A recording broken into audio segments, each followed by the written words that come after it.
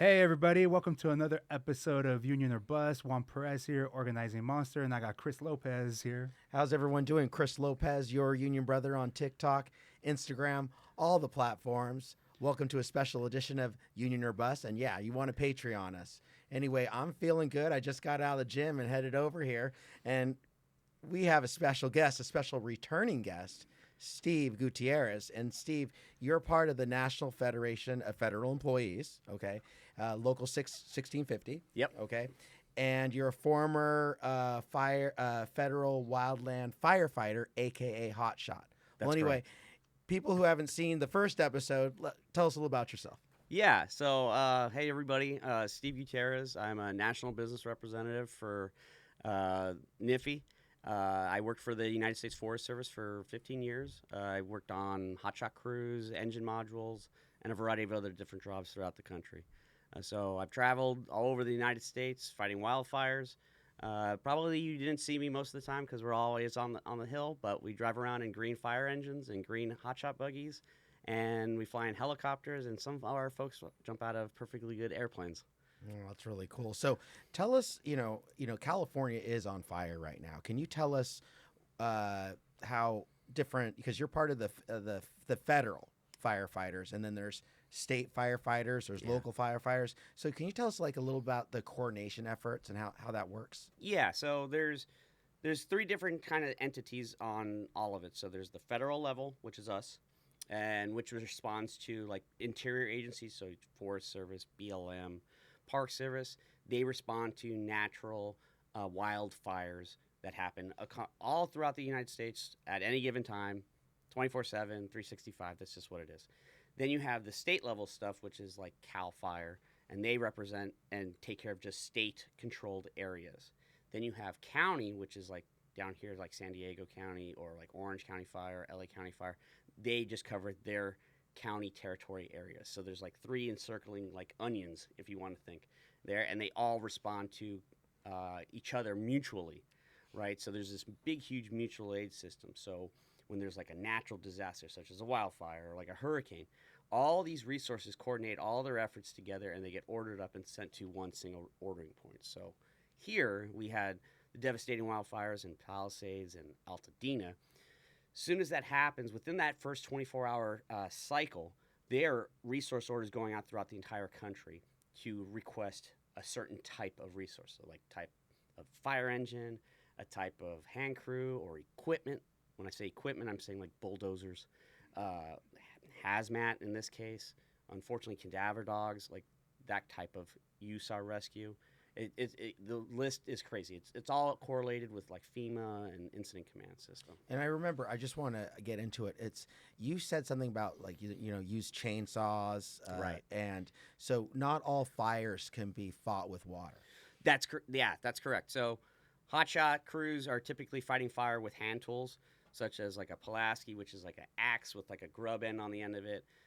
They're using shovels, they're using chainsaws to cut down trees, cut limbs, reduce the fuels, and then they create like a fire line, which is kind of like a trail that you would hike on, like 2 feet, but it depends on the flame height there. So sometimes the flames are so big and it's so intense, we have to use bulldozers to make the ground mineral soils because it's so big. And it's not just one blade of the bulldozer. Some of them are like, 6 to 7, maybe 9 blades wide, and it still crosses over there. So we have to use that, and then we do backfiring techniques where we put like actual physical fire on the ground to send our fire, our created fire, towards the main fire. And the idea is that you use topographic features, the wind, and the main fire that's creating all of this force to come towards together, to suck towards each other, and then they put the fire out. So our fire starts here, and the big fires that's coming out work towards each other, and then there's nothing in the middle. And that's how we put the fires out. That's when like you guys use basically like science, geography, and your benefit, right? Like you see the winds changing directions or something, and you use that to your advantage. So there's a lot more to fighting fires than just going out there with a fire engine with water and turning that off. Right. And our guys on fire engines, they go in there and they reinforce it with hose lines, and they go and take that on their back. and they take it up the hill. They're not like rolling the hose out. They have it on their back, and it's like paying out, right? And we have specialty firefighters in like helicopters. They rappel out of the helicopter. They go and insert themselves in initial attack. And then there's some fires like in the middle of nowhere where we need resources. And those folks are called smoke jumpers. They jump out of an airplane, and then they land. They parachute into a fire. Then they go land and go and start to work on it and snuff it out in the middle of nowhere, because natural fires are caused by lightning, not people. Wait. Who's starting all these Palisades fires? is it people, or is it? Have they found out what's going on? I don't know where the investigation is on part of that, but I would say 90% of the fires that start in the United States are human caused. Really? And it's not all people just with matches lighting things up. People park their cars on top of grass, right? Or someone's welding up a brand new gate in their community or something, and a spark from the welder goes over there. Or someone's having a barbecue and they aren't careful with the ashes, or they don't snuff out like their own campfire at night. Or honestly, it's completely random. But a lot of them too recently too have been a lot of power lines. The winds are so strong that the power lines, they swing, right? Well, sometimes they hit each other, and then they arc, and that arc falls to the ground, and everything's so dry, it starts a fire. That's really interesting. I like how you bringing more context to the situation where sometimes it's not even malicious intent. No, it's just life. People do all different things, and but what I want to kind of get into is you have this easel up here. It says federal wildland firefighters need 4-10 work schedules, 4 to 10 work schedules. Kind of explain that. Yeah. So the reasoning behind this is federal wildland firefighters across the nation right now do have like a maxi flexible work schedule. So they're able to flex their work hours so they can put fires out, or they have to extend, right? We have been trying to push and continue to keep our 4-10 work schedule, which is like 4 shifts, 10 hours a day. There has been an initiative to go against that and make firefighters work a 5-day, 8-hour shift. But these folks are working 5 days, 8 hours, and that's okay. That sounds like it's more coverage, right? They're still paying them extra to stay longer than that. So technically right now they're working a 5-10 or a 6-10 in some cases because of the staffing level needs. So you're burning folks out. You're costing the taxpayer more money by incurring these overtime costs, right? And you're burning out your workforce. People are leaving this job because of a work schedule, something that Congress does not have to control. Rule number 1 is what? Take care of your folks. And if you take care of folks, they'll break their back for you. They'll work hard as hell for you. But if you can't even do that, why would they have any need to go and stay around for you? If they think their boss doesn't care about them because they can't even honor a work schedule, that's in law, 1.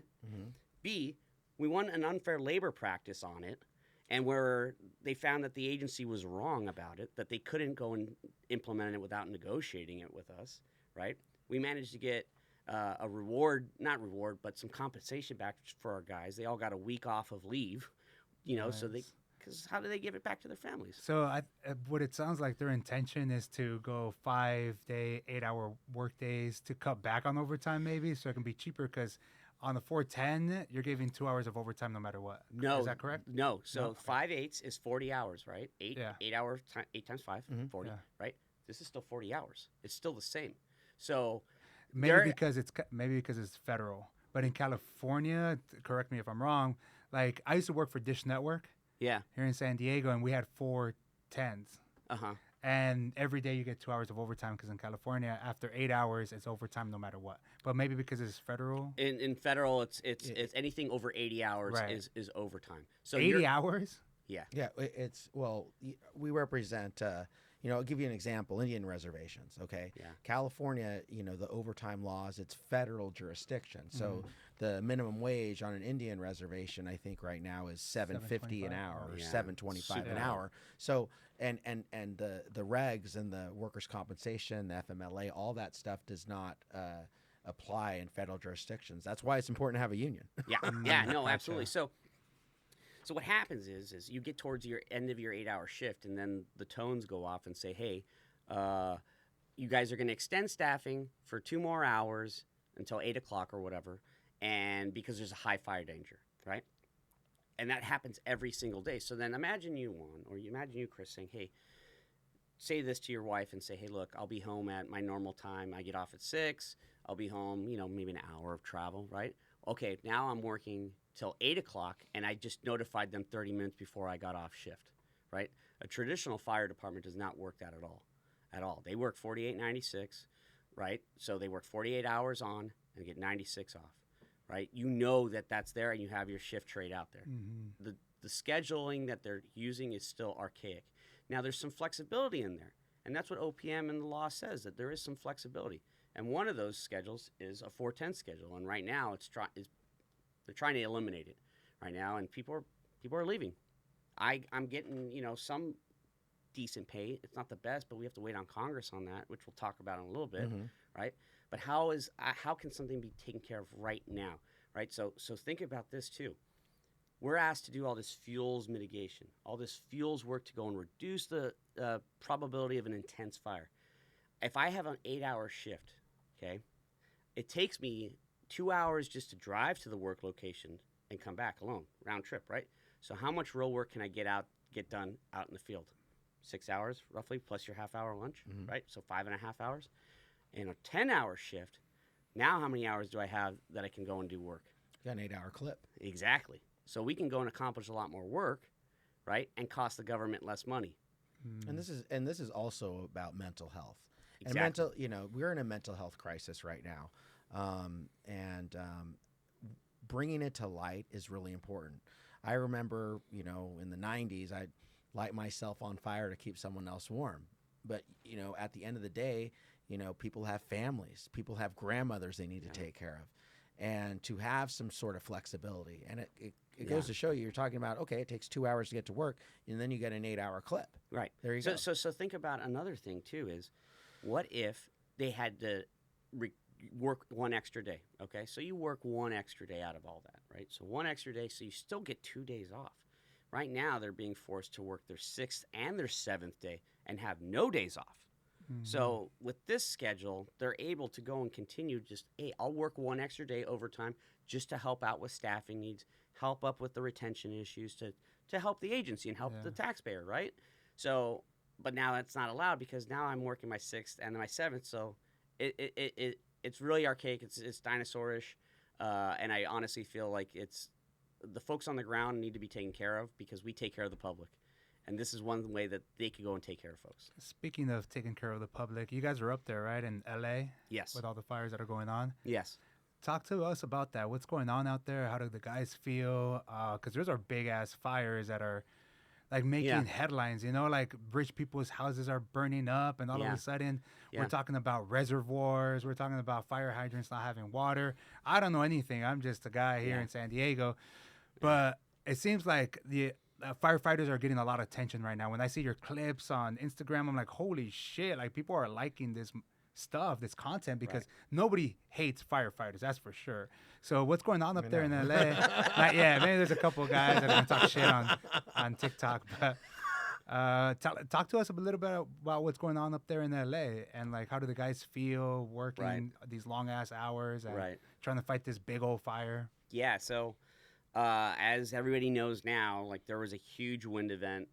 Typically, the Southern California area gets Santa Ana winds. Right. That's just normal. It's just flat out normal. What's unique about the Angeles National Forest, where like the Eaton fire started, if you notice and look at a map, the mountain range runs east to west, not north to south, right? Look at every other mountain range in the country, it's north to south. So this is east to west. So the Santa Anas come through, and they originate in the high desert and the Four Corners area, and then they come down towards California here, right, with all dry air, and they go right through the Cajon Pass. That's why all those like trucks flip over and stuff right through there. I'm sure you guys have seen that on the news. And then they rush across the Angeles National Forest, and specifically there. And I say that why that's important. Well, if it's running east to west, the southern half of the forest is in the sun all day. The southern half of the forest is being dried out continuously. Then you get these high winds that are drying out the fuels even more. And I say fuels, I say vegetation. I say, Gotcha. when I mean drying out, I'm talking about the humidity, how much water that it can hold, right? This cup can hold, 100% here. Right now, our fuel level's like 8%, of how much moisture in there. So they're ready to go with any kind of little match, right? So we were talking about that human element earlier. Anything can set it off. So these winds were a little bit different, and they were way more intense. I've never seen anything that intense in my career. Right. That was something completely unprecedented. I saw a couple of vehicles and their doors like got pushed backwards. Trees falling on, of course. I mean, it was already like a disaster kind of like area before the fire started, because trees were just falling down in general. Oh wow. Yeah. I don't know about that. Fences taken off, roofs like lifted off, like hurricane like type winds in this area. So this is just before the fire.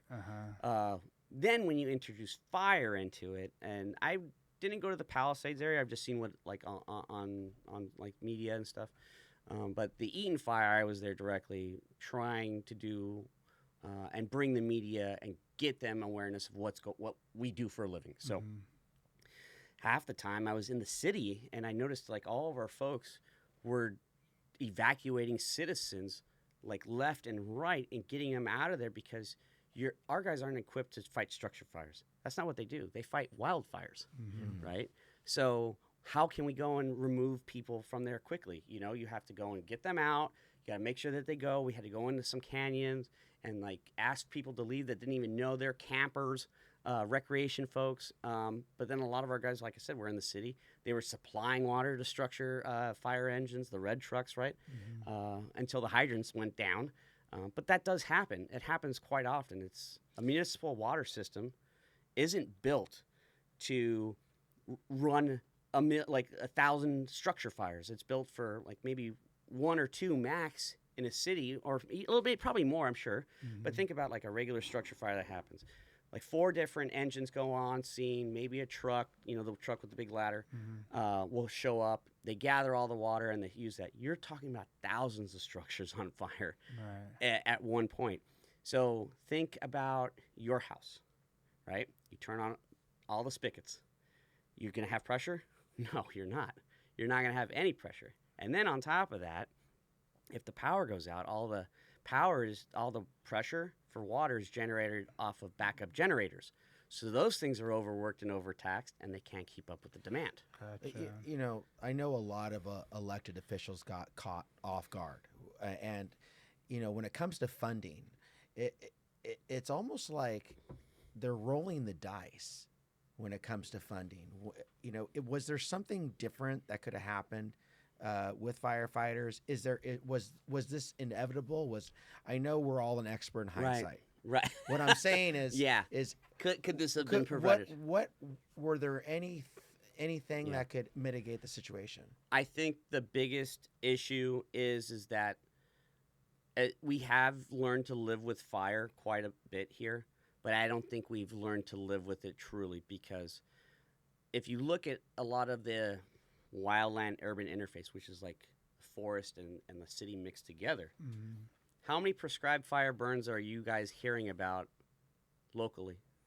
Prescribed as in like they go out there and burn on intentionally. Right? The firefighters go out there and burn. I don't know. Yeah. So a lot of the problem is the public's perception is that fire's all bad. Yes. And there's that education piece that needs to be connected to say, hey, look, you're going to need to do this to reduce the fuel loading around the structures, right? So it can't be this nice, like, picturesque, like, canyon, because it's a tinderbox. I've seen so many celebrities showing, this is my nice house, there's the fire there, and I'm looking at, oh my gosh, look at all this fuel in front of you, and you're at the top of a canyon. Why did you put your house on the top of the canyon. Fire's going to run uphill. Right. That's just what it is. And Yeah. you can't stop it. You are not going to stop it unless you reduce the fuels. So you can reduce it by mechanically treating it. So you're going to take people like us, go in there, cut it up with chainsaws, stack it up, burn it, or you can chip it, right? Or you go in there and do a prescribed burning exercise throughout, and just do it year after year after year. It's like I think it's like a 3 or 4 year interval. I'm not sure on that number, but the problem is the public has always kicked us back against it because they feel that it could be a risk. It could be a risk that this prescribed fire could become wild. Look at what happened in New Mexico a couple years. That was a prescribed fire, and it got out of control and burned like 500,000 acres or something. Really? I Yeah. didn't hear about it. Yeah. And you're right about public perception, because I've now, but if somebody just sees some smoke over there and they're like, hey, what's going on? I remember this is like 10 or 15 years ago. Yeah. I was with my wife and I saw like, something over there. I go, let's get out of here. I go, let's and then my cousin, or my brother-in-law was all, no, that's just that looks like a prescribed fire. I don't care. We're getting, but what you are, it is, if it's a tinderbox, I mean, Right. you're almost like obligated to go out there, burn some. Right. Yeah. So you can do that, but you have to. It's all weather dependent. So if we don't get rain, we don't have fuel moisture, you can't do any type of prescribed burning. No. And then it becomes even an issue for us to go out there to go and cut and stack and do all this stuff because, like, in all honesty, therethere's rocks out there in the middle of the forest, right? And sometimes your chainsaw may hit a rock and there's sparks. Oh. So then that's even more dangerous, right? So there's this whole like balance of things. There's no clear cut black and white answer. Yeah, there's no perfect way. Like, we No. live in California. We get Santa Ana winds. Grass keeps growing every year, no matter what you do. Politics changes every 2 to 4 years. So even the same politician that was for this 10 years ago that would have done this doesn't exist anymore in Yeah. that seat. So everything is always changing at all Yeah. times. So I feel like the formula, it will always be there for a Right. fire like this. I do know that, like, in my past experience, right before I left and what I'm seeing right now, I know our wildland firefighters, federal wildland firefighters, are doing more prescribed treatments than I've ever seen before, more mechanical treatments than I've ever seen before. So that is absolutely happening throughout the country. You got to understand, we intervened over 100 years ago, and now we have to maintain that. And when we intervened it, this is all before we were, we were born and stuff. There was these fires in 1910 that burnt millions of acres in one single shot and like decimated towns and killed, hundreds of people. And we started to snuff out fire and completely put it out. And that's not how the natural ecosystem works. If you go to like Yellowstone National Park, they don't snuff out the fire. They let it burn and do its own thing, and they monitor.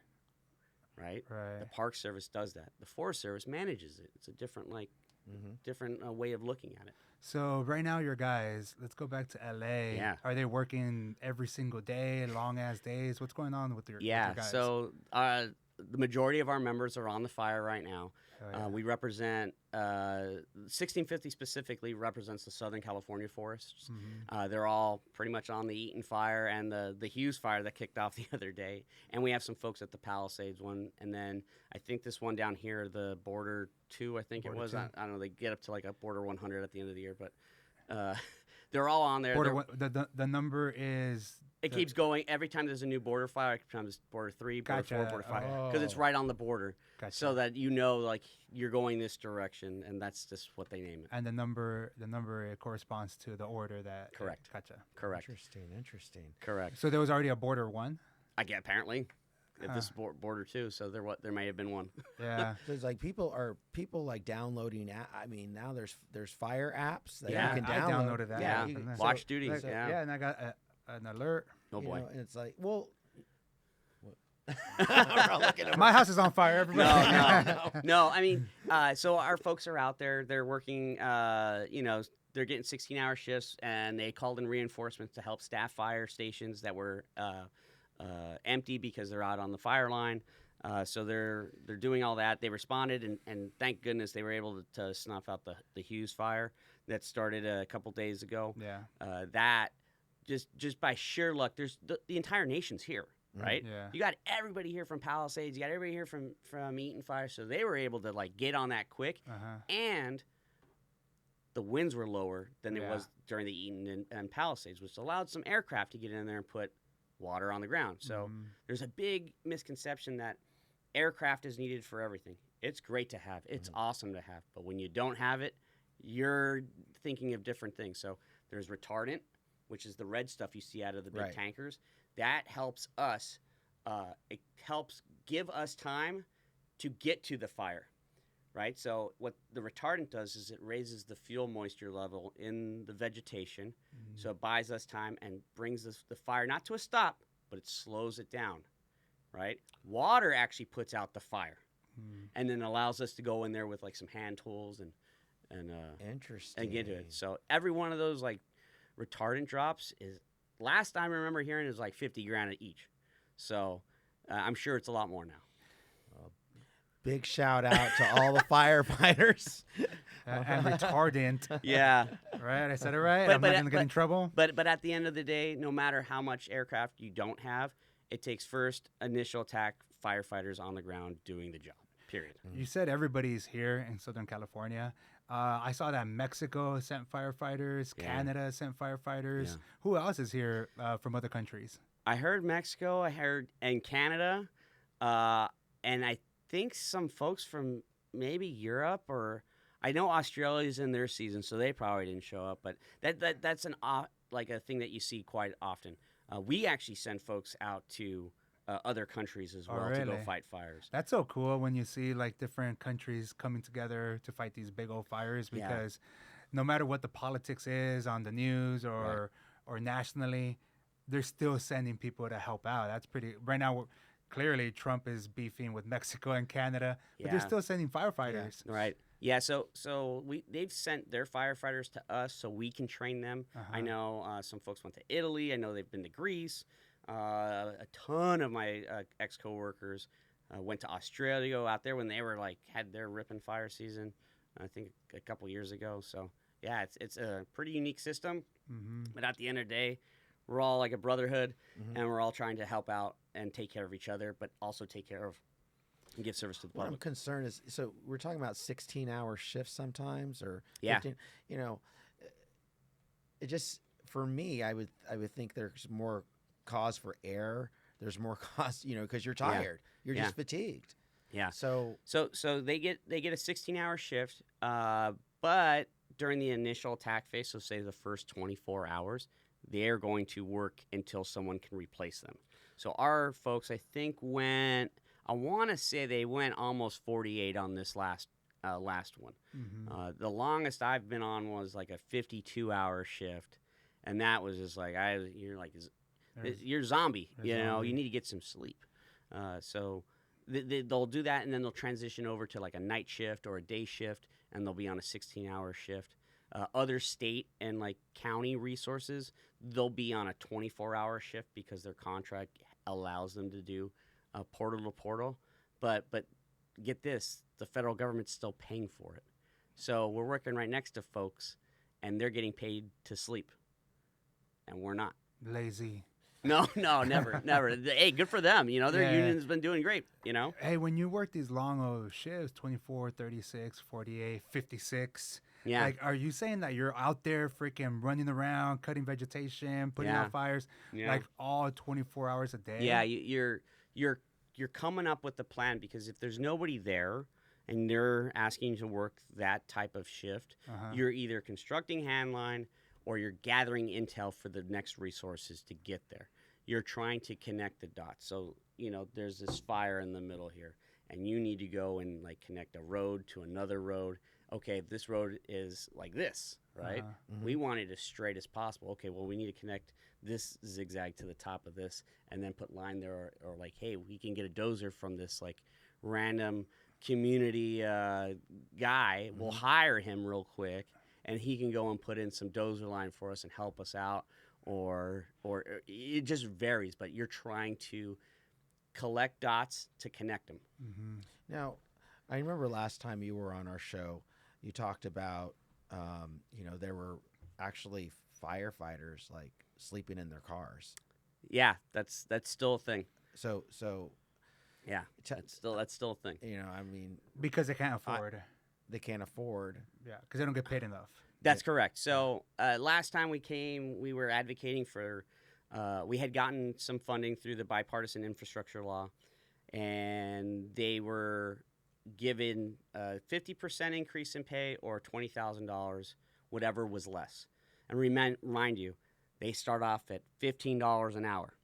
Your guys. Yes, and that was only because President Biden put that into play. But before that, they were at the federal minimum wage, $7.25. $7.25. Oh, man. Dude, Right? imagine fighting fires making $7.25, even $15 an hour fighting fires. How can you be against? You can just be for firefighters. I mean, how is this a Are you against political lose? babies? Are you against? Yeah. I mean, what the- don't- are you against babies? Yeah, Like, yeah. that's where we are. I mean, Yeah. You don't believe me, when I started this whole process, I thought it'd be easy as that too. So we got that done, and then Congress was coming up to pass another budget, and the money has run out. They still have not passed a normal budget, and they've been doing what they call a CR, or a continuing resolution. So it's a continuing resolution of the old budget. Mm-hmm. So kicking the can down the road. kicking the can down the road. Exactly. That's what they do best. So unfortunately, this is what happened. Because I mean, it's Congress has to decide the day of the week first. They have to figure out if it's Monday. You know, that's just like that's That's their job. that's literally how it has to work. Well, that's why we have this podcast, because all the context of how these fires started. Everybody wants to blame somebody, and we can see it all over social media, all over the news. Yeah. And the dignity and respect that firefighters and hotshots, smoke jumpers. Well, I just still I'm with one. I'm like, how can you be against babies? Yeah. I thought it would be more supported. We had 2 bills introduced, one in the Senate and one in the House, exact same language. So they don't have to. So if it starts in the House, it's got to go over here to the Senate side. They got to agree on the language. Or if one comes here and they have different languages, they meet in the middle, then they got to negotiate, right? And then they get sent back for another vote. We had 2 bills introduced with the same exact language. One went to committee and got passed out of committee within a week. One got stuck in committee and was being held off there. And there's some politics in there where some representatives wanted to see more fuels management related to it. I can even say one quote that was mentioned to me, because he wouldn't take a meeting with us. So he said, "Hey, why don't we let it fail through attrition, and then train up some super firefighters, and then they'll put these wildfires out." That's kind of like out of touch. Oh yeah. Or hey, if we did enough fuels management, we would not have to pay these people a living wage. That's another one. And then I got kicked out for being called a fire watcher too, because we don't fight fire, we watch it. Oh man. Damn. Dude, I'm telling you, man, and you see the podcast, you see me and Chris, all we do is talk shit about these Democrats and politicians, and we just do it for fun. But when you have examples like that, it just feels. Yeah. So I mean, our bills are we're both bipartisanly supported. There's just been, and in all frankness, it's an educational piece on our half as a union. We speak for our members to go and lobby on behalf of them. They can't strike. They can't bargain a pay wage at all. It's Congress that controls the purse strings, and us educating the public, right? So going back to the Altadena file, all I did was grab live media as much as possible and say, hey, you want to go to the front lines? I'm going to take you up there to show you where everything's at. So I grabbed them multiple times. I stuck them in my car. I had the Post, CNN, all these folks, and said, hey, meet these folks. These are the folks that are fighting the forest fire. They're not in the structure fire. I never seen a green fire engine before. That's the disconnect, and we have to do that with the public too. And that's all part of being. Can you take us up there? Hell yeah, let's go. All right, there you go. Let's do it. What I'm interested also. So you're a union representative. Yeah. Grievances. Do you do ULPs or grievances? How does that process work? Yeah, Kind of we do both. Okay. So grievances on like a negotiated procedure in our contract, Right. which ultimately leads to arbitration. Right. Right. And then we do unfair labor practices, which if there's a violation of the labor statute. So I don't know what they have on the private side for like the NLRB. Do you guys have like a statute? Well, the reason I was kind of interested because you are the federal employees, and so and different contracts so just different. we have a labor statute that was given by law to say that federal employees will be represented by a labor union. It is in the public's best interest to represent them. They will be given some type of official time to be able to do this in lieu of going on strike. So they can't go on strike at all, but they get official time paid for. So like for yourselves, like you guys, your dues go towards the official time. In this case, it's not the same. Interesting. With everything that's going on right now, Trump is in office now. Yeah. Do you think you're going to have better time in Congress and the Senate to try to pass some bills in your favor? I'm really hoping that because they have the trifecta that we are successful on getting something done, because before it was the Senate was Democratic and the House was Republican, and then they have to kind of like come to like a meet. They have all three of them right now. So if it doesn't pass, it's straight up on the Republican Party that this didn't pass. Right? To pay people a living wage. Right? And if they want to include like fuels management in it, fine, whatever. You know, we need it anyway. It's no big deal. But don't put it like a 2-year sunset on it saying, we're only going to give you this pay for 2 years. Like, how would you feel, Juan, if you knew in 2 years you're going to lose potentially 50% of your pay if Congress doesn't do their job? Dude, that'll suck. Let alone knowing this March, if they don't pass a budget, our guys are going to lose 50% of their pay too. Down to 725. Back down to 15. Back down to 15. And you're not seeing this on mainstream media. That's why we have this podcast, because these are nuanced situations that people are not aware about. Yeah, you do see it a little bit here and there, but it's not as much as it. Believe it or not, it's pretty hard to get on the media. Yeah. I don't know how I got on Fox the other day, but whatever, that worked. Essentially what it is just me going and calling them up and saying, hey, I got this terrific story for you. You need to hear about this. This is the real bigger issue. Because it's not just about saving our nation's forests. It's about saving communities and saving people, right? Yeah. Saving lives, right? And not only that, our national forests are all connected to our communities. Where do you think we get our water from? Yeah. The national forest. Yeah, freaking. So I'm down south, close to the fire that's getting the border too, and they're doing evacuations right now.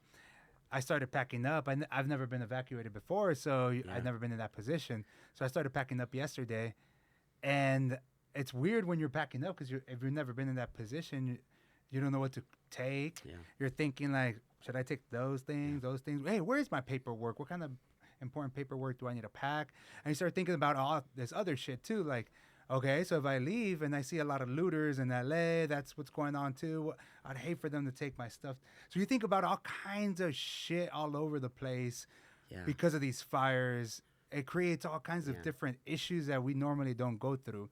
I feel like if you don't go through something like this, then you don't really understand what the people that help in this situation, which are firefighters, because out of sight, out of mind kind of situation. It'll never happen to me. It'll never happen to me. And I'm sure a lot of people thought that when they bought those houses up on the hill in LA, like you said. I'm sure plenty of those folks in Altadena never thought that they would be losing their home or their apartment complex in the city. Right. And even I, myself, had never seen anything like that before.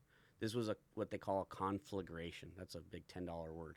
But anyway, it's like a big, massive wall of fire moving there, and it's spreading from like wildfire to structure to structure to structure.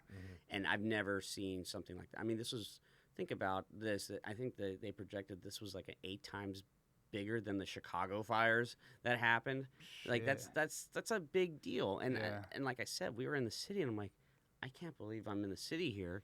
And we're doing structure protection or trying to save lives right now during this thing. Like, it's made me reevaluate even my own home where I live. And I'm like maybe 2 miles, 3 miles from a hillside. So I'm not even thinking like, okay, do I have a go bag? You know, I've Right. never thought that before because I'm in the city. So with this in the news, like these big old fires and affecting big old celebrities, and they're on the news. They're suing. I see people suing the city of LA now. Yeah. Maybe it's gonna get more attention, like these situations. Maybe your issues are gonna get more attention now too. I think there's a huge disconnect still because everybody thinks that we are in red trucks and they think the city pays for us or Newsom pays us. Newsom does not pay us. Newsom has no control over our pay. Neither does LA City. Neither does LA County. It's the federal government. I need to convince 535 members of Congress Well, to do the job, and then I have to get our new president to sign off on the bill as well. If they can get, if the narrative is okay, they have a red truck and a Dalmatian and that's it, and they don't, and we don't bring up we bring up these other issues. I mean, look at, for example, here's the chainsaw, right? Yeah. Here's your axe, the hard hat, and there's a whole other dimension of firefighting that people don't know about. And this type of work hasn't changed much in the past 100 years, except for aerial firefighting. And now you can get a map on your phone, and then like a radio. Other than that, it still takes initial attack firefighters on the ground, busting their butts to get this work done. Like it's hard, backbreaking work, but it's very rewarding. People ask, why would you do it if you guys get paid like this? Well, no federal employee does their job to get paid $1 million. You're just not going to make $1 million. You're passionate about the job, you love your job, right? But you care about service to the public. Right, you're dedicated to serving the American people, right? So that's the best part about being federal employees is you're not partisan in any way. You don't care whether that house has a Trump flag on there or that one has a Biden flag on it. It doesn't matter to us. What matters is that you're an American citizen. You're American in general, and we care about you. That's it. Like so, none of this DEI stuff that they were bringing has no business being in the conversation, and it's just crazy how things have been like moved around and twisted. Like that is not a conversation piece for anybody in the fire service, period. We brought on our friend Daryl Roberts. He's here in Chula Vista, a firefighter here in Chula Vista. He's like a chief. He's up there. He's always in Washington, D.C., Sacramento. Cool. He's been on the podcast, too. I don't know if you caught that episode. But he talked to us about the issues that firefighters face, like cancer, for example, that like 70% of firefighters end up getting diagnosed with cancer. Is that the same kind of issues that you guys face? It actually, it is. The problem is it's not as documented as it is in the structure side of things.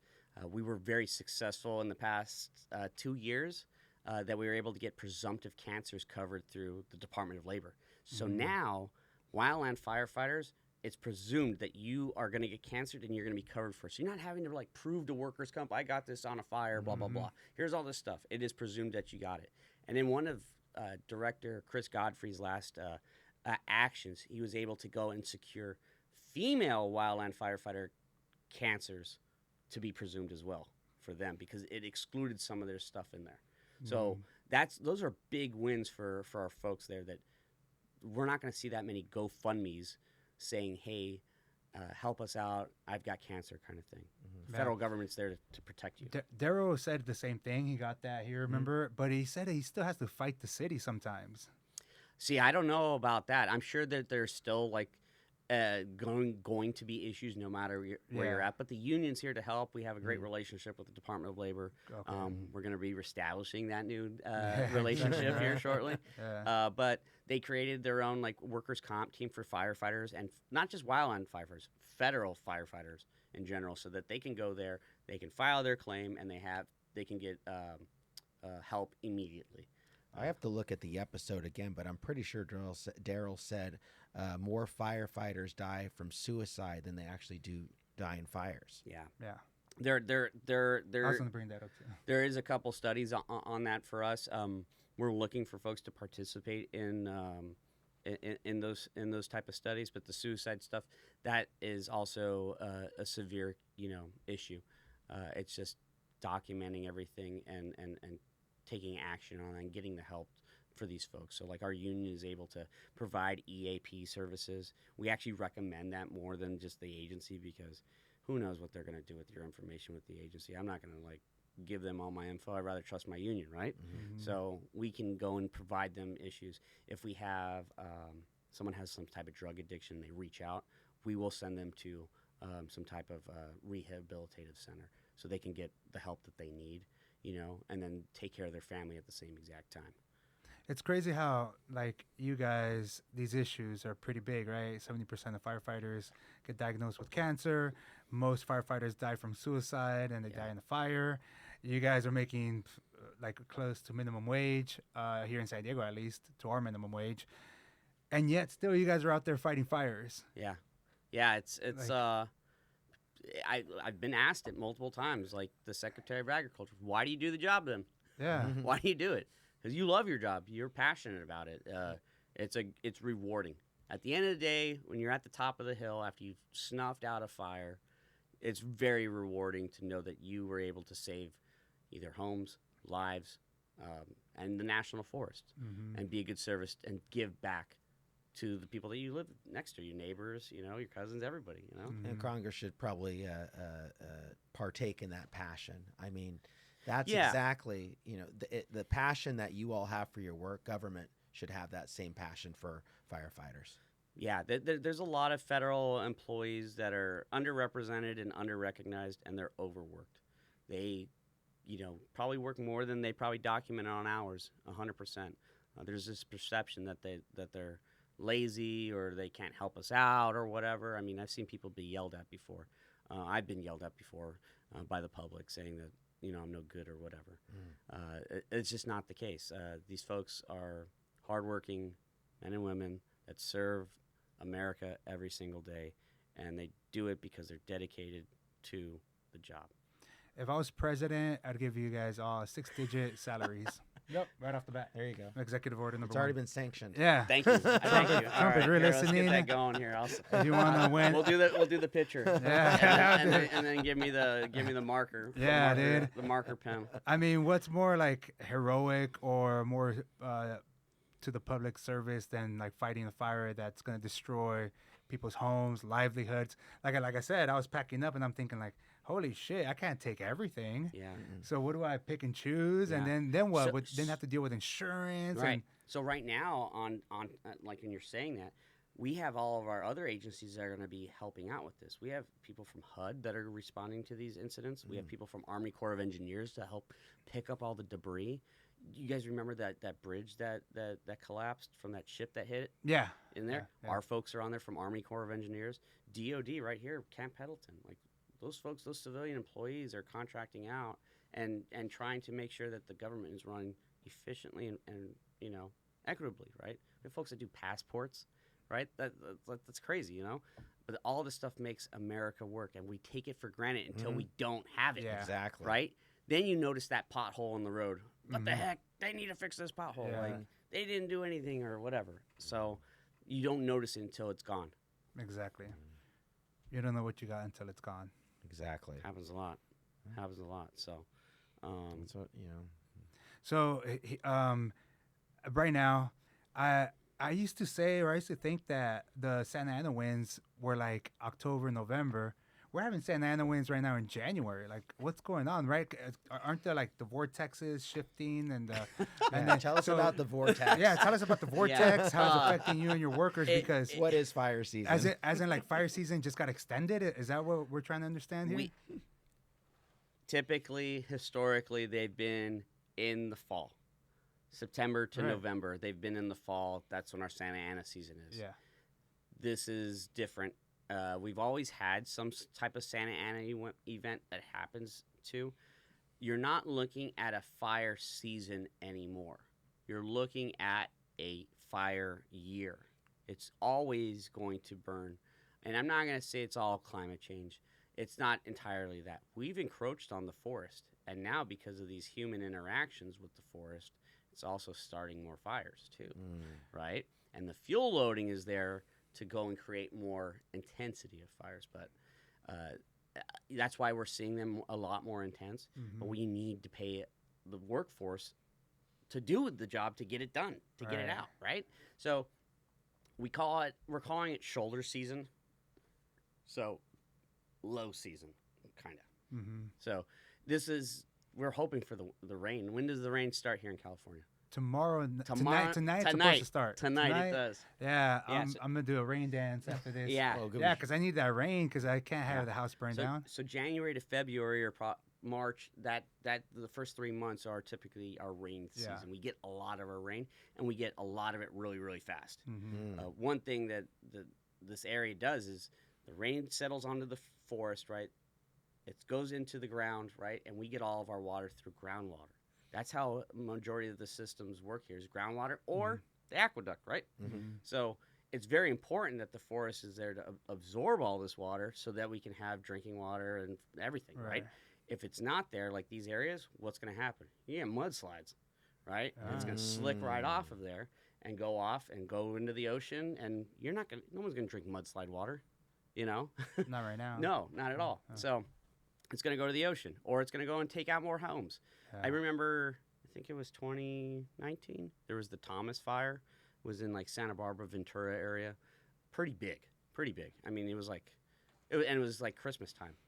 Well, right after that, they had mudslides in the Montecito area. Oh, I mean, shit. mud up to like the roofs. Mm-hmm. You know, just like imagine the flooding that happens in the South, right? Mhm. Imagine that here, but with mud.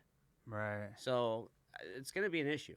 It's definitely going to happen, and they're gonna. I don't know what they're going to do. I'm sure there's going to be like some mitigating measures, but people aren't moving in there anytime soon, and they're not bulldozing any of that stuff until those rains come and the land is settled. Right. So yeah, I think like we interviewed Paloma last week. She's running for board of supervisors here in San Diego. And I asked her about the fires and what she thinks. How could we prepare better here in the county of San Diego? Yeah. And yeah, she has some ideas. She was saying we can do this. We could definitely invest more in firefighters and this and that. And of course, she frames it too with climate change. Right. And I never talk really about, and I might cut this out so I don't get fucking hated on by the climate change people. But I never really Keep it like, in. yeah, to me, climate change, of course, is important. It's this and this, but it's too big for me to like really put it down so I can talk to somebody about so we can organize. Like to Yeah. me, it's I talk about common sense Kitchen table table, yeah. economics, and like, hey, it's about paying your rent and paying for groceries and that kind of I mean, stuff. I do think that there is some type of like climate change out there.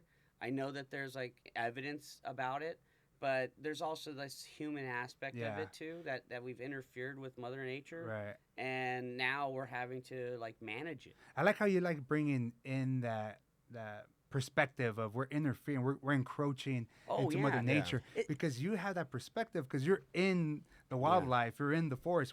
Most Americans don't. We're in the city, and that's it. That's all we see every day. Do you guys have like the Ring on your like phones? You know, Ring app, like the cameras, right? Oh. On your doorbell? Oh, no, I don't. Okay, you don't. I don't. But, Okay. But I do. I do. Okay. So anyway, I'm just saying, on there, people are like, they have like a forum to talk about, and people are like complaining about coyotes in their neighborhood or like skunks or whatever. I'm like, well, you're in their home. You're in their turf. You're in there, like, there's a bear in my backyard. Yeah, you're in their territory. Yeah. Like, what do you think is going to happen? And same things for fire. So if you go to other states, they're living with fire. They're living with it day in, day out. Arizona, New Mexico, like prescribed fire is a normal thing. It is a normal thing. You go to Florida, it is a normal thing to burn. The difference is the steepness of the slopes here and all the homes that we do have. And the value of those homes ultimately are like, you know, billions and billions of dollars. Shit. And for a guy that gets paid starts off at $15 an hour, even for the most experienced guy, what is he making, like 35 or whatever, $40? It's a lot of liability on you, right? So if you were to go and put fire on the ground and you know that the agency can't even give you a work schedule, how do you know that they're going to have your back if you make a mistake? Exactly. Right? How do you know that they're going to have your back? The only people that are going to have your back is the union, right? And that gives them comfort, that gives them stability to know that, hey, we're here to back you up no matter what, right? To give you some guidance there. They're going to err on the side of caution. I'm sure I would, you know, but they're going to know, hey, the union's there to protect me, to help me out. I'm not your lawyer. I'm there for the process, right? But I'm there to go and make sure that you make right decisions. I get calls all the time from supervisors, hey, hey, how do we go about this? How can we work some situation out so there's not a grievance or you know, something of that nature where we have to involve a higher level. Kitchen table economics. That's why we started this podcast. The main thing is keep the main thing the main thing. Now, you like our new studio? I love it. It's Okay. great. It's definitely upgraded. So we were talking. This is great. Yeah, of course. Yeah. But we were talking, about a lot about the labor movement. How when you had just started with NFFE as a business representative. Yeah. And you've only been a business representative for 2 weeks. I when think we so, first yeah. came off on the podcast. Yeah. So A year ago. a year ago. Yeah, about a year ago. It Yeah. was a year ago. Yeah. So now the labor movement. Now, how much have you seen the labor movement grown? I've seen tremendous growth. It was I've had the ability to travel the country, to get people involved in the labor union. We've been able to grow our membership. I think it was like 32% in the past 3 years, Oh, wow. which is huge. Wow. Yeah, yeah. The local that I'm part of is still growing to this day. It's just whenever you think of a door that's closing, something opens up.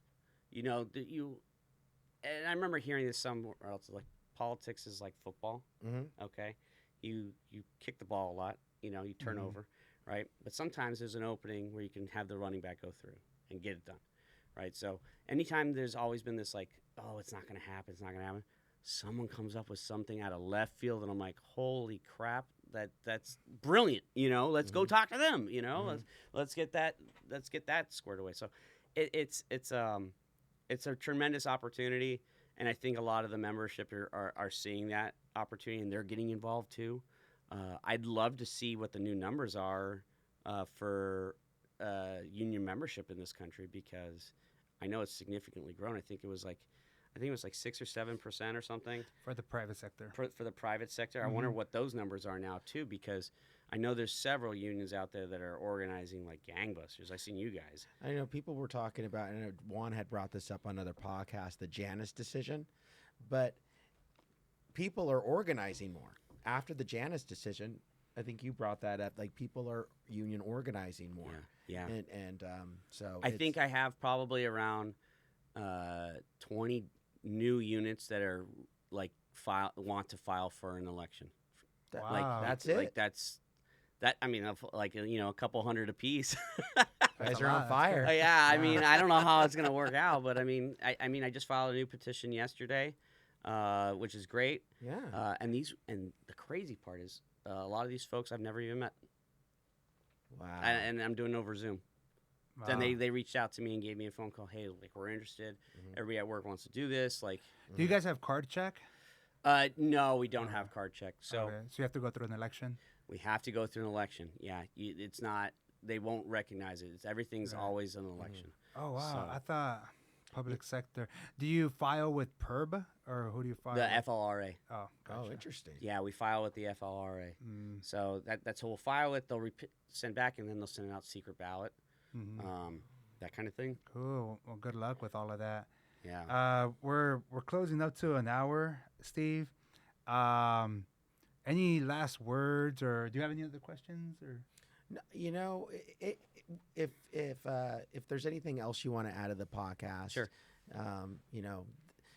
Yeah, Yeah. go for it. So we've gotten the Wildland Firefighter Paycheck Protection Act reintroduced into the Senate. Senator Alex Padilla from California Okay. reintroduced it for us. Thank Shout you. out Alex Padilla. He introduced it with Senator Daines out of Montana, with Tim Sheehy, also out of Montana, and also Senator Adam Schiff, also out of California too. Interesting. So California and Montana working together. That's great. wow. So now we are working on getting something out of the House introduced, and I expect that to be here shortly. We're just working on who's going to do it. So we need folks to write their congressional leaders to say, hey, we support the Wildland Firefighter Paycheck Protection Act. Please, ensure that these federal wildland firefighters get paid a living wage, period. So there's that. And then, the other thing is support your local unions, right? Try to buy union made. You know what? I'm going to challenge you guys right now. How about this? We're gonna cut this You guys out. ready for yeah. this? I don't like where this is going. I challenge you guys. I challenge you guys to buy one American product a week. You think you can do that? Not food. Can't be food. Can't be food. Can't be food. Can't be. Can't be a burger. No. No burger. No, I mean that's like a service, you know. But like a cup, a hat, a shirt. Do you do that once a week? I'm trying to. It's difficult. Interesting. Yeah, that's It's what I'm very- thinking. I'm it's thinking very right now, diff- like, It's very tours. difficult. Yeah, it's very difficult. So once you find something that is, you're like, oh, cool, I found something, and now I know. Does like little mom and pop places that make their own thing You'd count? be surprised. It's mostly like mom and pop stuff. Like I found a pair of like jeans made in America. That was cool. Yeah. You know, but like all of our shirts are union made, USA made, Yeah. that kind of thing. Like if we're trying to like encourage people to purchase things here locally or in America, then you know, if you could do one a day, it's hard. It's not easy. Yeah. You know, one a week. You know, And I then thought about one a day, but that's not doable. Yeah. And then just a heads up, we are a union podcast. There you go. Company. We There you go. we Speaking of that, in that case, just sign up to our Patreon. Yeah. And you'll be contributing to a union-made We are a American podcast. yeah, Yeah. we are union made. whatever. Yeah. We are. We're union made, but we don't know where the cameras are. Chris Yeah. just did a 3-mile hike and Yeah. got at the gym. That was a little bit dehydrated. I like that's the thing is try to if we're gonna do this America first thing, Exactly. buy union made, buy it American. It's hard. It's not It's hard. easy. There's a lot of things that aren't made here anymore. Right. And if you do get that, you're gonna find out that price, Yeah. and it's okay. That's what we're trying to do is support Yeah. people here. Yeah, I agree. Cool. All right, everybody. That was another episode of Union or Bust. Make sure you like, subscribe to our pages. Sign up to our Patreon, patreon.com/Union or Bust podcast. $5 a month. Please support us. Support the Wildland Firefighters. Do your part. All right, man. You changed the camera on me. Thanks a lot, Roth. All right, that's it. Cool. I'm going to stop it. I need to go to the bathroom. That was cool. That was cool. Dude, you brought up so many things that I didn't know about. It's like I'm glad. it's and so